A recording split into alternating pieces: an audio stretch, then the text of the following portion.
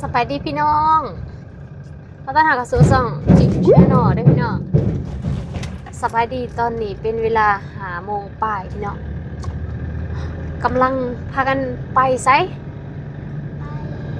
ไปใส่เนย ไปไซเนย ไปใส่เอาดีๆลุงว่าดีๆอ่ะก่อน ไปไซเนยบ้านได้ บ้านได้ลูก ตลาดมาบ้านได้ ตายังเนาะ บ้านตะยังบ้านดิบอกให้ไปลูกบูบ้านตะแล้ว ดีลูก มื้อนี้ไปเสาได้นี่พี่น้องไปรอเบิ่ง ร้านน้าเองเขาสิมาคลายเกิดเลย ก็มาคือเก่าหั่นแหละ มันต้องใส่เสื้อกันฝนแล้วมันจะเสียนะเดี๋ยวกันหนาวเอาไปอยู่ขับรถกันฝนมาลงกันภูเขา มิติใหม่ของเสือบ่การะยะทางจากบ้านทิพย์ไปหอดตลาดกับประมาณ17 กิโลใช้เวลาในการเดินทางกับประมาณ10-15 นาทีตลาดนัดบ้านแต่แล้วก็จะมีทุกๆวันพุธกับทุกๆวันอาทิตย์พี่น้องเดี๋ยวไปเจอกันอยู่ที่ตลาดนี่คือทางไปว่าท่านมีรถเลยผู้มาซื้อผู้มาขายพี่น้องขี่รถมาเหงาตอนนี้ยังมืดอยู่เคยมาตอนมืดแต่เทื่อเดียวตอนนั้นสิไปไทยแล้วมาแวะนี่แหละแล้วก็บ่ได้มาแบบมืดนี่อีกเลยอยากมาเบิ่งตอนมืดนี่เขาเจ้าสิขายยังแหน่เพิ่นมีแนวแปลกๆนะพี่น้องถ้ามีไส้หมักไหม้โอ้บัดนี้มันมีฮอดอันนั้นเด้ขนมจืดบ่ค่ะ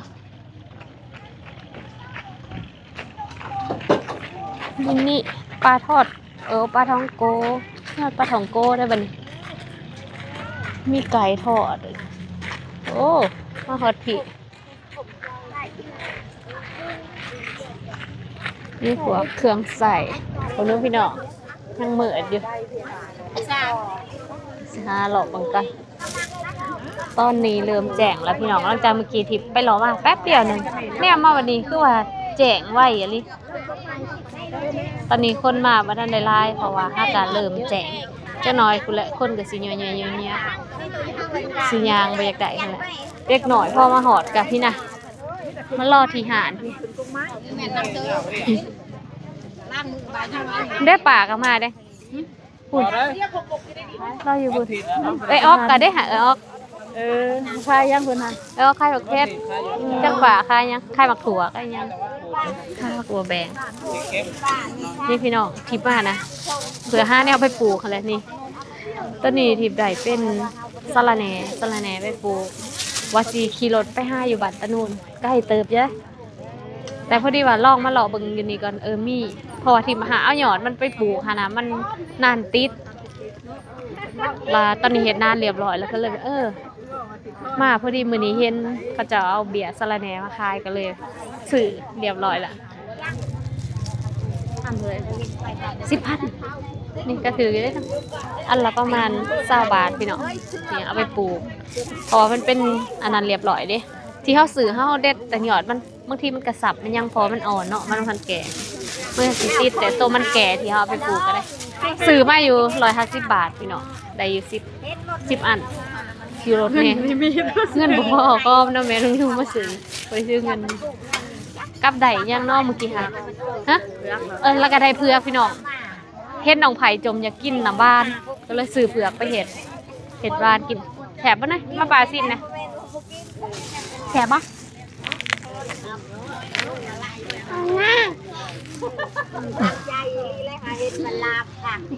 ยันบดี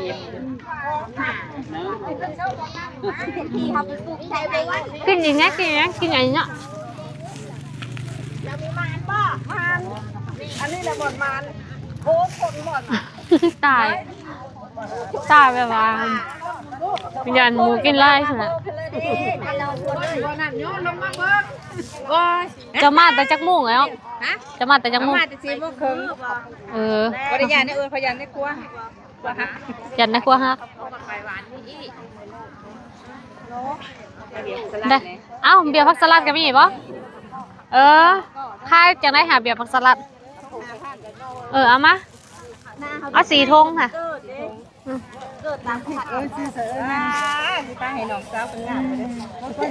พอดีเอาไปปลูกสื่อปลูกอยู่มุดปีเนาะบ่เห็นได้ค่ายเนาะมีแต่สื่อกับสื่อเอาสื่อไว้เฮ็ดอันนั้นเดี๋ยวไปมาเลยคงเจ้าเองบ่เอาเอาฟองละซาใส่แม่บอกอันสินักบ่จักมันจะเต่าเลยกระเป๋าไว้นี่ก่อนจันนักไอ้นี่แม่นกว่านักเอาพางในสัตว์ตัวนี้กะ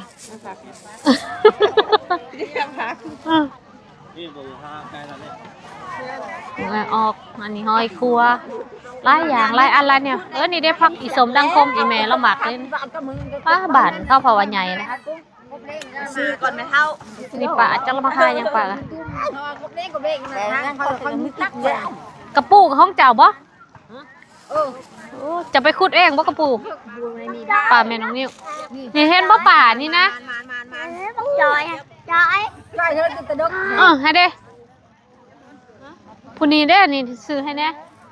เอายังติดอยู่เลยจอยบี้ให้น้องนะลูกบ่บี้ให้น้องนะจอยมันจะกินอันนั้นกินเป็นๆดอกนี่ซื้อเอานะเอากระเจี๊ยบมาตะดกแค่เนาะมาเลาะแนวปลูกได้พักเสริมได้ไปปลูก5อยู่5แนวมันอยู่อันนี้พักบัวเนี่ยเขาอยากได้พักบัวแบงพักบัวแดงบ่มีพักบัวแบงเนาะเรื่องซื้อตำมะขุงไปไว้ตำซื้อมักตัวไปไว้ตำ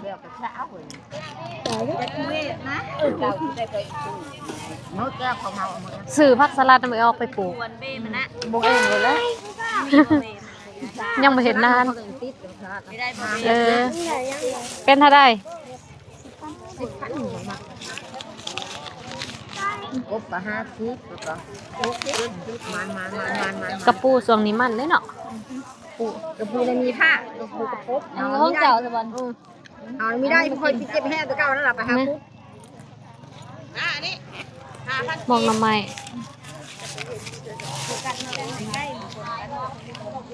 นี่มันถอนขอจีมีบ่กระดูกเอาไว้ให้หน่อยเด้อ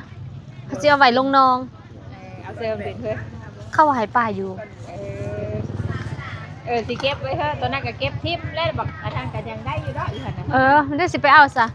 เอาเก็บไว้ให้โหลนเขาสิมาเอาบ้านเขาลงมันมีปักบ่กระดูใส่กระเป๋าไว้เสื้อเป็นกระเป๋าแม่แก้มไปมาหาลิงไปเหมือนน้ำปลาไปเหมือนปะเอ้าเดินมาเด้อชมบักเสียนเด้อถวยบางใหญ่10,000อันเจ้าสวดสลายคองกับสิประมาณ30 บาทพี่น้อง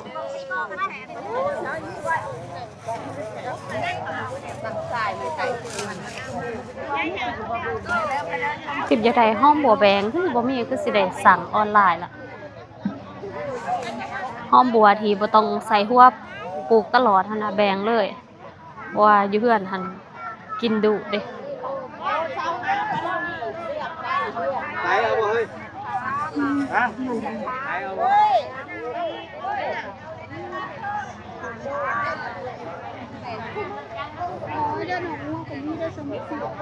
สมบักเซียนก็มี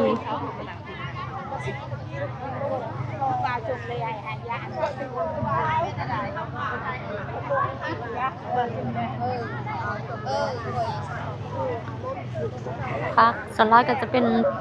พักที่แบบว่าปลูกเองแถวบ้านเนี่ยนะพี่น้องมันคือ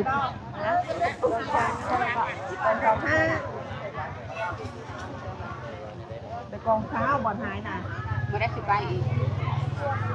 สาวหายด้วยเผือกทิพซื้อและเผือก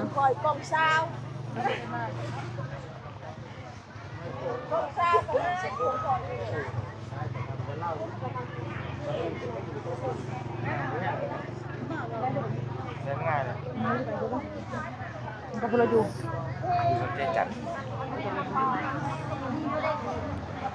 ก็สิมดแน่ว่าซื้อแล้วพี่น้องเบิ่งมาตลาดกันทหารยามไปเซ่ทหารยามหรือยามทหารกับประจักษ์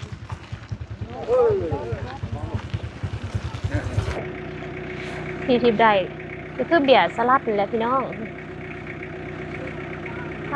ราคาถือ20 บาทบ่แม่น10 บาทอันนี้พี่น้อง10 บาทเนาะราคาถือเนาะอันนี้เนาะ10 บาทอันนี้พักทีทิพย์อยากได้พี่น้องว่าสิไปเอาตะโนนพอได้อันนี้ก่อนสั่นไปตะโนนแล้วพี่น้องขนม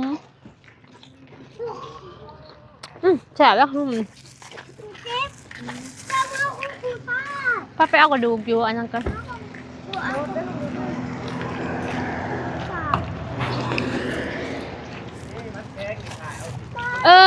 มากค่ะสิเนาะเอาไปเห็นยังแล้วมันแช่งค่ะกินมาคุยไว้ไอเฮียแป้งรสเด้พี่ดอกมาหอดพี่เซย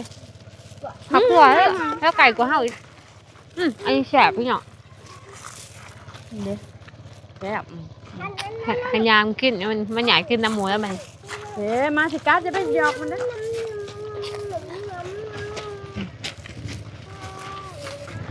ป่ากับลุงกำลังมาฮะ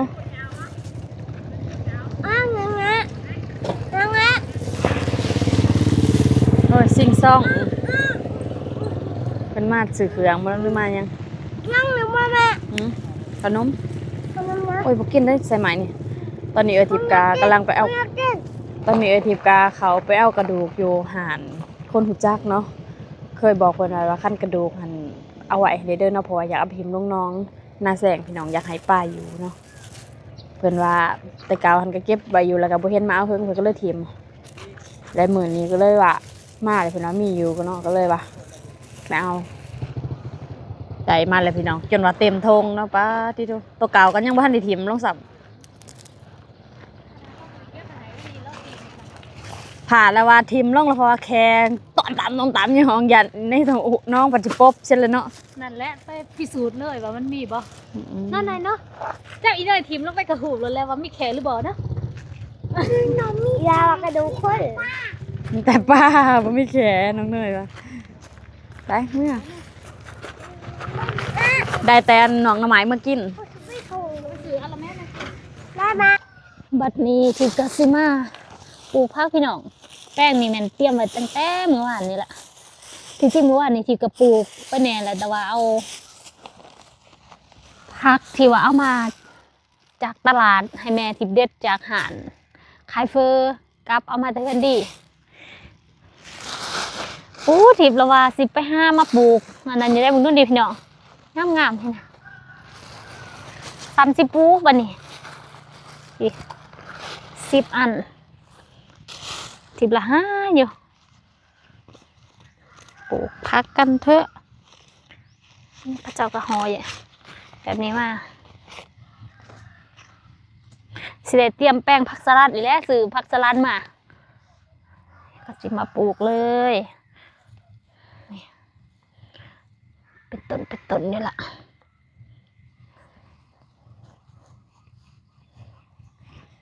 คือสิติดไว้อยู่แบบนี้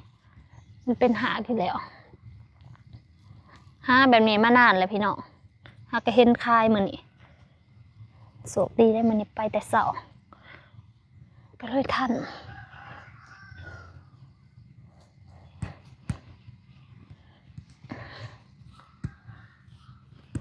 นี่ปลูกไปเลย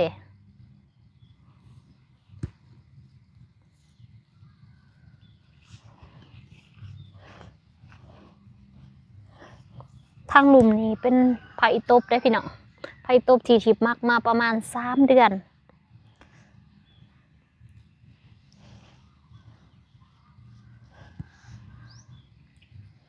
เป็นอาหารทางผืนเลย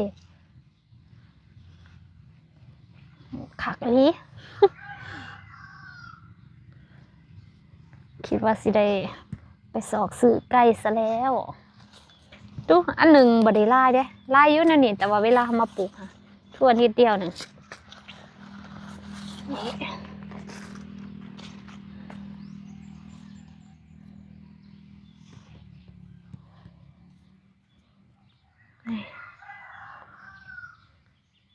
อีปดนก็สิได้กินแหละ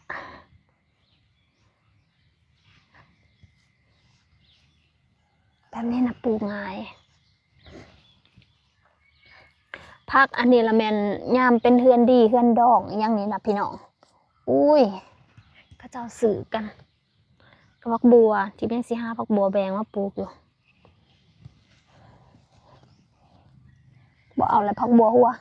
ต้องปลูกเป็นหัวตลอดพักบัวแบงแบบมันสิได้ขยายตลอดได้เลยนะตอนทำอิฐว่าสิสั่งอยู่ไทยเห็นในไทยเพิ่นเอาลงทิพย์ก็เลยทิพย์ก็บริขามไปฝั่งไทยตรงนี้มันก็สิยากเนาะก็เลยลองหาเบิ่งในลาวมีแต่ว่าอยู่เวียงจันทน์แต่ว่ายังบ่ได้สำรวจแถวบ้านเฮาว่าสิมีบ่คันนี้ก็น่าจะอยู่ไกลสงสัยสิได้สั่งจากเวียงจันทน์มาอยู่สั่งคืนนึงก็ฮอดละแต่ว่าเขาต้องพักตอนเสาร์เด้คันพักตอนแรกก็มาฮืออีกหั่นน่ะ30 ปูปะเนี่ยอุ้ยคักอะเลยมีความสุขกับการปลูกขนาดนี้พี่น้องตอนนี้มันมีหักเลยเด็ดเอามาปลูกต่างหากก็สิได้ประมาณนี้อันที่1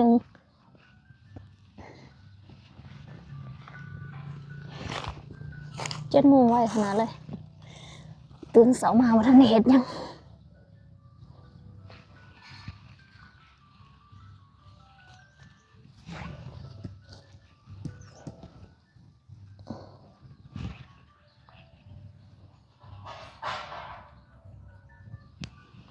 ค่ะได้แน่หนึ่งแล้วพี่น้องต้นนี้เป็นผักที่ปลูกเมื่อวานนี่พี่น้องปลูกแล้วเมื่อไหร่อันนี้แต่ว่าทิพย์สิเอาต้นนี้มาปลูกลงเลยต้นนี้ปลูกใส่กันเลยต้นนี้นี่ผักต่างนี่อันนี้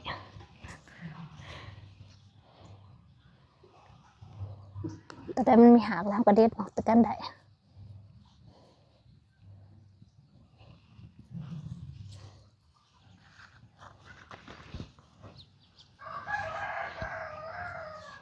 เป็นตางามอยู่ได้พี่น้องดินนี่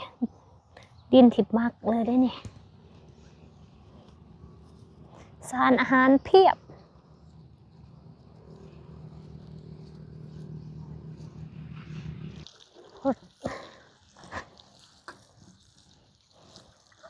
ดินนี่ซุ่มอยู่แล้วพี่น้องบ่ทาโหดไล่ก็ได้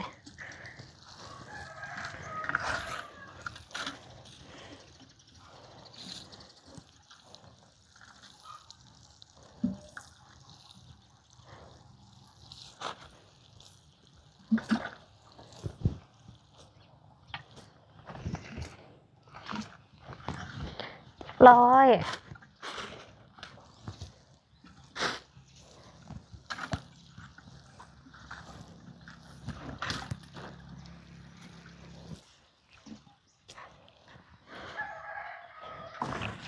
ตัวนี้เป็นตัวที่ทิพย์เอามาเสียบเถอะก่อนพี่น้อง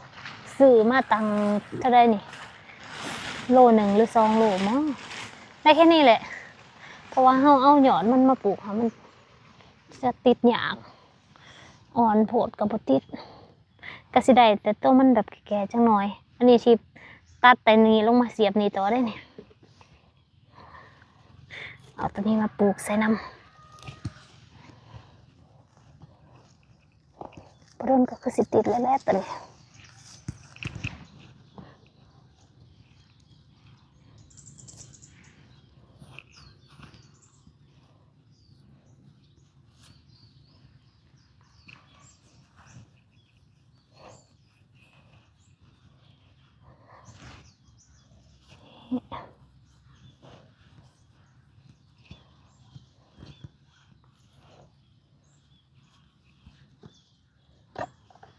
นี่ก็จะเป็นกิ่งมะนิบอีกก็ได้ตัวนี้เสียไปปลูกต่างหากพี่น้องมันเป็นอีกผักสไตล์หนึ่งเลยคนละอย่างส่วนตัวนี้ทิพย์จะเอาไปปลูกต่างหากนี่เป็นดินเก่า ไว้มากขึ้นก็ได้จ้ะ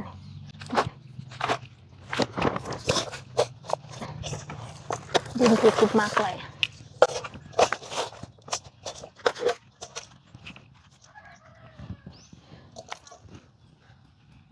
ยัง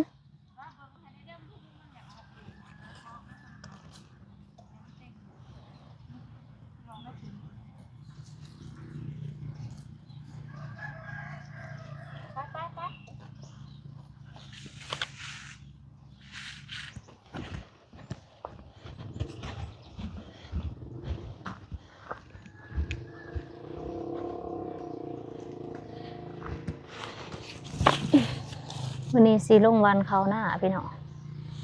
มันออกอยู่บ้านหน่อย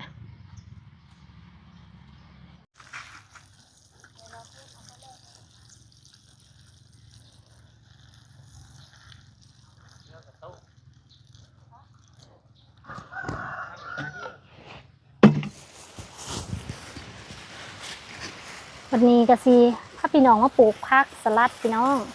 สิเฮ็ดน่านใหม่ได้นี่แล้วก็ใส่ทุน40มากไว้7 วันดูว่าน้ำสิพ่อบอเพราะว่าเดี๋ยวผักสลัดนี่ลายเด้คลิปซื้อมา4 ถุงลายเนาะอุ้ยมึงดูเพิ่นขาย10 บาทที่งานเขาขายถูกปกตินี่ขาย10-15ก็ได้ขายได้นี่เพราะว่ามันบ่ได้มีผักสลัดนะแต่ว่าเราขายถูกวันนี้เราสิมาเริ่มปลูกกันเปียกสลัดอ่อนงามมึงนะแต่เพิ่นหวานทีกันขนาดเลย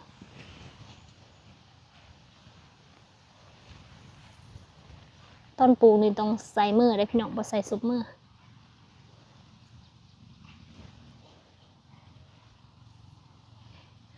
เปียกสลัดอ่อนๆงามๆเลยแต่ยินว่าผักสลัดนี่บ่ทาปลูกใส่แดดไล่ก็ได้มันบ่มักแดดปะเด้ก็เลยว่ามาเฮ็ดบอนห่มนี่แหละพี่น้องทีนี้มันก็จะห่มนิดนึงห่มไล่อยู่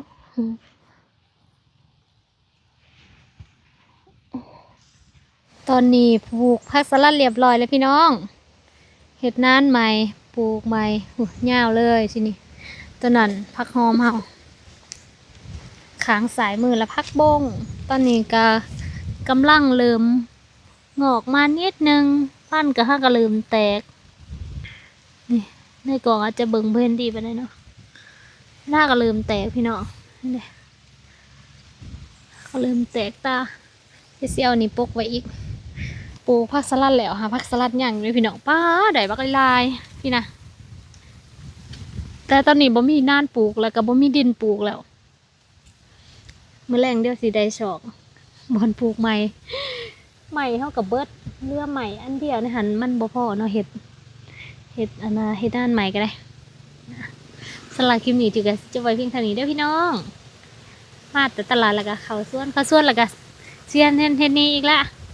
ตอนนี้ขอตัวลาก่อนเด้อพี่น้องเจอกันใหม่ในคลิปต่อไปสบายดี